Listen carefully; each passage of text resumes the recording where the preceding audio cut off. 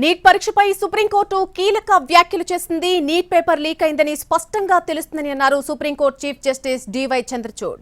Neat UG పరీక్షను రద్దు చేసి మళ్లీ నిర్వహించాలన్న పిటిషన్లపై విచారణ సందర్భంగా ఆయన కీలక వ్యాఖ్యలు చేశారు. 2020లో ఒకరు, 2021లో ముగ్గురు, 22లో ఒకరు, 23లో ఇద్దరు మాత్రమే నీట్ పరీక్షలో 720 మార్కులు సాధిస్తే 2024లో ఏకంగా 67 మంది విద్యార్థులకు 720 మార్కులు వచ్చాయని అన్నారు. పేపర్ లీక్ కు సంబంధించి ఎఫ్ఐఆర్లు కేవలం పాట్నాకు మాత్రమే పరిమితమయ్యాయా, ఇతర ప్రాంతాల్లో కూడా కేసులు నమోదు చేశారన్నది పరిశీలించాలని అన్నారు సిజేఐ. ఏ నిర్ణయం తీసుకోవాలన్నా 23 లక్షల నీట్ అభ్యర్థులను పరిగణలోకి తీసుకోవాలని అన్నారు. నీట్ అవకతవకలు, పేపర్ లీకేజ్ వ్యక్తిగత స్థాయిలో జరిగిందా లేక మొత్తం పరీక్ష ప్రక్రియను ప్రభావితం చేసేలా ఉందా అనే అంశాన్ని కూడా కోర్టు పరిశీలిస్తుందని చెప్పారు. సోషల్ మీడియా ద్వారా లీక్ అయ్యుంటే ఆ ప్రభావం అనేది ఎక్కువగా ఉంటుందని చెప్పారు. అలాగే పేపర్ లీకేజ్ కి పాల్పడ్డ విద్యార్థులను గుర్తించడం సాధ్యమవుతుందా అని ప్రశ్నించారు సిజేఐ. సాధ్యం కాకపోతే మళ్లీ పరీక్ష నిర్వహించాల్సిన అవసరం ఉందని అన్నారు. పేపర్ లీక్ ద్వారా లబ్ధి పొందిన వారిని గుర్తించినట్టయితే మళ్లీ పరీక్ష పెట్టాల్సిన అవసరం లేదన్నారు. ప్రధానంగా ఎన్టీఏ 3 వాస్తవాలను బయట పెట్టాల్సిన అవసరం ఉందన్నారు సిజేఐ. నీట్ పేపర్ ఎలా లీక్ అయింది, ఎక్కడెక్కడ పేపర్ లీక్ అయింది అన్నది స్పష్టంగా తెలియాలన్నారు. అలాగే పేపర్ లీక్ కు పరీక్షకు మధ్య ఎంత సమయం ఉంది అన్నది కూడా తేలాల్సి ఉందన్నారు. ఇక పేపర్ లీక్ జరిగిన కేంద్రాలను గుర్తించేందుకు ఎన్టీఏ తీసుకున్న చర్యలేంటని కూడా సిజేఐ ప్రశ్నించారు. నీట్ పరీక్షపై తదుపరి విచారణను గురువారానికి వాయిదా వేసింది సుప్రీంకోర్టు.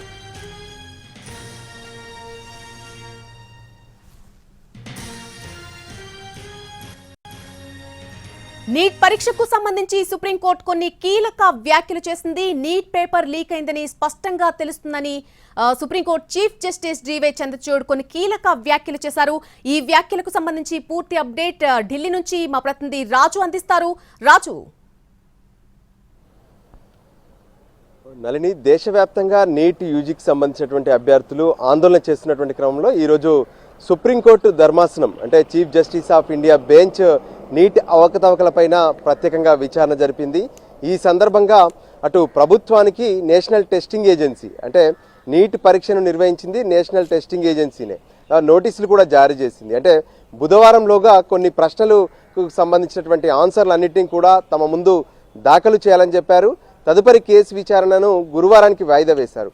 ప్రధానంగా ఇంతకీ ఈ నీటికి సంబంధించినటువంటి పరీక్షకు సంబంధించినటువంటి వ్యవహారంలో తప్పు చేసినటువంటి అభ్యర్థులు, తప్పు చేయని అభ్యర్థులను వేరు చేసేటటువంటి ప్రక్రియ కోసమే సుప్రీంకోర్టు ధర్మాసనం వేచి చూస్తుందని చెప్పుకోవచ్చు. ఎందుకంటే ఒకవైపు అంటే అటు పేపర్ లీకేజ్ కావచ్చు, మాల్ ప్రాక్టీస్ కావచ్చు, ఇవన్నీ కూడా జరిగింది బీహార్, గుజరాత్, జార్ఖండ్, దాంతోపాటు హర్యానా అని మాత్రమే చెప్తున్నారు. సో మిగతా రాష్ట్రాలకు సంబంధించినటువంటి అభ్యర్థుల దగ్గర కానీ అక్కడ పరీక్షలు రాసినటువంటి విధానం పైన ఎక్కడ కూడా కంప్లైంట్స్ రేజ్ కాలేదు. సో ఈ నేపథ్యంలో ఇప్పటికిప్పుడు ఏదైనా కీలక నిర్ణయం కనుక సుప్రీంకోర్టు ధర్మాసనం తీసుకుంటే అది మొత్తం నీట్ పరీక్ష రాసినటువంటి 23 లక్షల మంది అభ్యర్థులపైన ప్రభావం చూపుతుంది. అందుకోసమే ముందుగా ఎవరైతే ఈ లీకేజ్ ద్వారా లబ్ధి పొందారో ఆ లబ్ధి పొందినటువంటి వాళ్ళని కూడా గుర్తించడం సాధ్యమేనా, దానికోసం అటు ఎన్టీఏ వద్ద కానీ కేంద్ర ప్రభుత్వం వద్ద కానీ ఏదైనా ప్రొసీజర్ ఉందా అనే విషయం పైన కూడా స్పష్టంగా సుప్రీంకోర్టు ధర్మాసనం ప్రశ్నించడం జరిగింది. అంతేకాదు ఇప్పటి వరకు ఈ ఏదైతే సిబిఐ కేసు నమోదు చేశామని చెప్తున్నారో పేపర్ లీకేజ్కి సంబంధించి ఇంతకీ ఆ స్టేటస్ కో రిపోర్ట్ ఏంటి, అందులో ఉన్నటువంటి అంశాలు ఏంటో కోర్టు ముందు పెట్టాలని చెప్పి కూడా స్పష్టం చేశారు. ఏదైతే గతంలో ఉన్నటువంటి పరీక్షలను కూడా ఇక్కడ కంపేర్ చేశారని చెప్పుకోవచ్చు. 2020 నుంచి 2024 వరకు జరిగినటువంటి నీట్ పరీక్షలను కంపేర్ చేస్తే 2020లో ఒక విద్యార్థి మాత్రమే 720 మార్కులు అంటే నీట్ పరీక్ష మొత్తం కూడా 720కి 720 వచ్చినటువంటి వాళ్ళు 2020లో ఒకరు మాత్రమే ఉంటే 21లో ముగ్గురికి మాత్రమే 720 మార్కులు వచ్చాయి.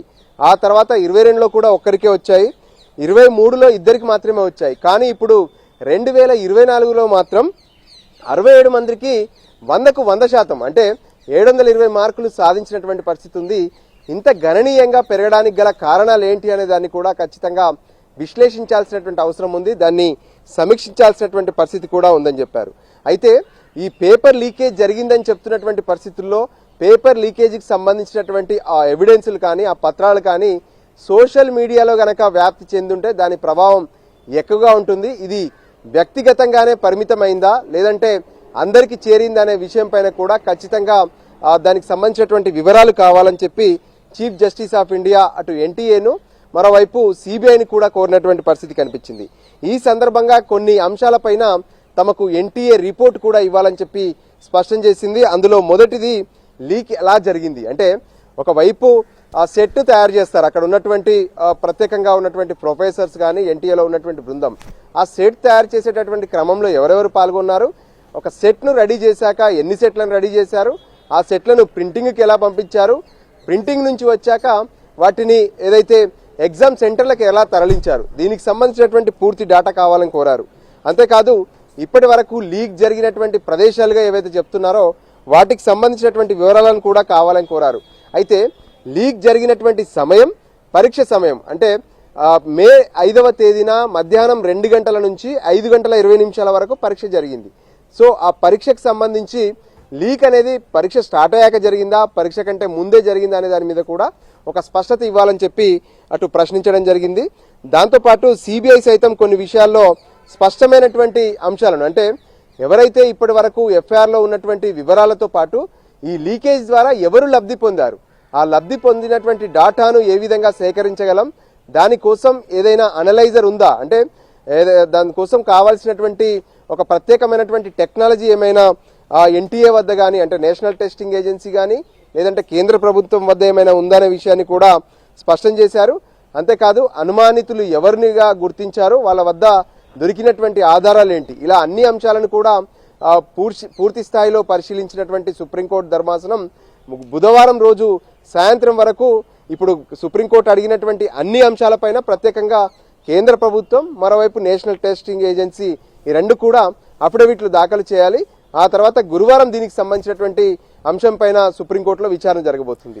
వాస్తవానికి సుప్రీంకోర్టులో పాల్పడినటువంటి విద్యార్థులు గుర్తించడం జరుగుతుందా, అది సాధ్యమయ్యే పనేనా అని ప్రశ్నించినప్పుడు ఆయనకి ఎటువంటి సమాధానం లభించింది అక్కడ?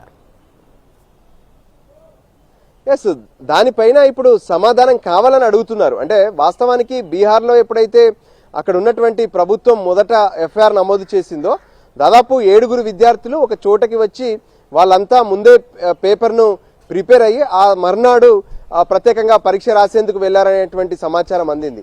అయితే అదంతా కూడా కొట్టివేసింది సోలిసిటర్ జనరల్ ఎవరైతే ప్రభుత్వం తరపున హాజరయ్యారో సుప్రీంకోర్టులో అంశాన్ని కొట్టివేస్తూ అది పేపర్ స్టేట్మెంట్ మాత్రమే, దాన్ని అధికారికంగా ఎవరు కూడా చెప్పలేదు, కావాలనే కొన్ని పేపర్లలో అలా రిపోర్ట్ చేశారని చెప్పారు.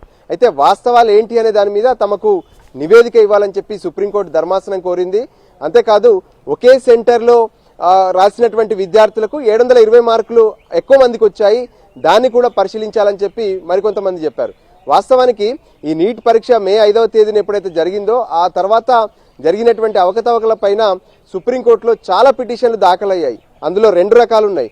ఒకటేమో మే 5వ తేదీన జరిగినటువంటి పరీక్షను రద్దు చేసి మళ్ళీ నిర్వహించాలనేది ఒకటైతే, రెండవది మాత్రం ఇప్పుడు ఉన్నటువంటి పరీక్షను అలాగే ఉంచి ఏదైతే ఇందులో ఎవరైతే లీకేజ్కి పాల్పడ్డారో వాళ్ళను గుర్తించండి, కానీ ఎట్టి పరిస్థితుల్లో కూడా ఈ పరీక్షను రద్దు చేయొద్దనే విషయం పైన కూడా స్పష్టం చేస్తున్నారు. సో దానికి అనుగుణంగానే ఖచ్చితంగా ఈ విషయం పైన అన్ని రకాల నివేదికలను సుప్రీంకోర్టుకు సబ్మిట్ చేయాలని కోరారు. దానికి అనుగుణంగా బుధవారంలోగా సబ్మిట్ చేస్తామని చెప్పి కూడా కేంద్ర ప్రభుత్వం, నేషనల్ టెస్టింగ్ ఏజెన్సీ ఈ ఇద్దరు కూడా చెప్పడం జరిగింది. ఆ తర్వాత గురువారం నీటికి సంబంధించినటువంటి వ్యవహారం పైన మరింత కీలక ఆదేశాలు వెలువడే అవకాశం అయితే స్పష్టంగా కనిపిస్తున్నాయి. ఇందులో ముఖ్యమైనటువంటి అంశం ఏంటంటే, మొత్తం 24 లక్షల మందికి పైగా ఏ విధంగానైతే నీట్ రాసేందుకు అప్లై చేసుకుంటే 23 లక్షల మందికి పైగా ఎగ్జామ్ రాసేందుకు హాజరయ్యారు. సో హాజరైనటువంటి వాళ్ళలో పేపర్ లీకేజ్ ద్వారా పరీక్ష రాసినటువంటి వాళ్ళని గనక వేరు చేయగలిగితే ఖచ్చితంగా దీనికి సంబంధించి ఒక విధానపరమైనటువంటి నిర్ణయం తీసుకోవచ్చు అని చెప్పి సుప్రీంకోర్టు భావిస్తుంది. సో వాళ్ళ ఓఎంఆర్ షీట్స్ కావచ్చు, లేదంటే ఇప్పటికే ఎఫ్ఐఆర్ సిబిఐ నమోదు చేసింది కాబట్టి దానికి అనుగుణంగా ఏదైనా డాటా గనక అనలైజ్ చేయగలిగితే ఈ నీట్ వ్యవహారం పైన ఒక కొలిక్కి వచ్చే అవకాశం ఉందనే విషయం పైనే సుప్రీంకోర్టు ధర్మాసనం ఏకాభిప్రాయాన్ని వ్యక్తం చేసినటువంటి పరిస్థితి. ప్రధానంగా ఎన్టీఏకి సంబంధించి కూడా 3 అంశాలు ఖచ్చితంగా ఎన్టీఏ బయట పెట్టాల్సిన అవసరం ఉంది. ఒకటి, అసలు లీక్ ఎలా జరిగింది, ఎక్కడెక్కడ జరిగింది, అలాగే లీక్ జరిగినటువంటి సమయానికి అండ్ పరీక్షా సమయానికి సంబంధించినటువంటి గ్యాప్ ఎంత ఉంది అనే దానిపై కూడా ఎన్టీఏ సమాధానం చెప్పాల్సిందిగా సీజే కొన్ని వ్యాఖ్యలు చేశారు. సో ఎన్టీఏ తన సమాధానాన్ని ఎప్పుడు వివరించే అవకాశం ఉంటుంది? ఎస్, ఇప్పుడున్నటువంటి సుప్రీంకోర్టు ఆదేశాల ప్రకారం ఎల్లుండిలోగా నేషనల్ టెస్టింగ్ ఏజెన్సీ అంటే నీట్ను కండక్ట్ చేసినటువంటి ఈ ఏజెన్సీ పూర్తి సమాచారాన్ని సుప్రీంకోర్టు ముందు పెట్టాల్సినటువంటి పరిస్థితి ఉంది. ఎందుకంటే ఈ నీట్ యూజీ పరీక్షను వాళ్ళు కండక్ట్ చేసినప్పుడు దాని ముందు ఎటువంటి ప్రొసీజర్లో ఈ పరీక్ష పత్రాలకు సంబంధించి కావచ్చు, ఓఎంఆర్ పత్రాలకు సంబంధించి కావచ్చు, వీటన్నిటిని ఎలా డిస్ట్రిబ్యూట్ చేశారు. వాస్తవానికి ఒక పరీక్షను నిర్వహించాలంటే ఒక టీం ఉంటుంది. ఆ టీం ముందుగా సెట్ తయారు చేస్తుంది. అంటే క్వశ్చన్కి సంబంధించినటువంటి అంశాలతో ప్రత్యేకంగా ఒక టెస్ట్ సెట్ తయారు చేస్తుంది. ఎన్ని సెట్లు తయారు చేశారు, అందులో ఎవరెవరు పాల్గొన్నారు, అంటే ఇంతకీ ఈ లీకేజ్ అనేది ఎక్కడి నుంచి మొదలైంది అనే దాని మీద దృష్టి పెడుతున్నట్టుగా స్పష్టంగా అర్థమవుతుంది.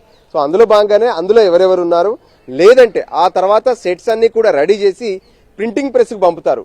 ప్రింటింగ్ ప్రెస్కి ఎలా పంపుతారు, ఆ పంపినప్పుడు ప్రింటింగ్ ప్రెస్లో ఆ ప్రింటింగ్ ప్రెస్ వద్ద ఉన్నటువంటి సిస్టమ్ ఏంటి, అక్కడ నుంచి ఏమైనా లీక్ అయ్యే వ్యవహారాలు ఉన్నాయా అనేది ఒక అంశం అయితే, ఆ తర్వాత సెంటర్స్ ఏవైతే ఉన్నాయో ఎగ్జామినేషన్ సెంటర్స్కి వెళ్ళినటువంటి విధానం ఏంటి అనేది ఒకటి. ఇక దాంతోపాటు ఈ పేపర్ లీకేజ్ ఎప్పుడు జరిగింది అనుకుంటున్నారు, ఎక్కడెక్కడ జరిగింది అనుకుంటున్నారు, అంతేకాకుండా ఈ పేపర్ లీకేజ్కి సంబంధించినటువంటి సమయం, అంటే ఇక్కడ రెండు రకాలుగా చూడొచ్చు. పేపర్ ఎప్పుడైతే రెడీ అయ్యి ఆ తర్వాత ఎగ్జామినేషన్ సెంటర్కి వెళ్ళాక దాన్ని ఓపెన్ చేస్తారు. ఓపెన్ చేశాక లీక్ జరిగిందంటే అది ఆ సెంటర్కి మాత్రమే పరిమితం అవుతుంది.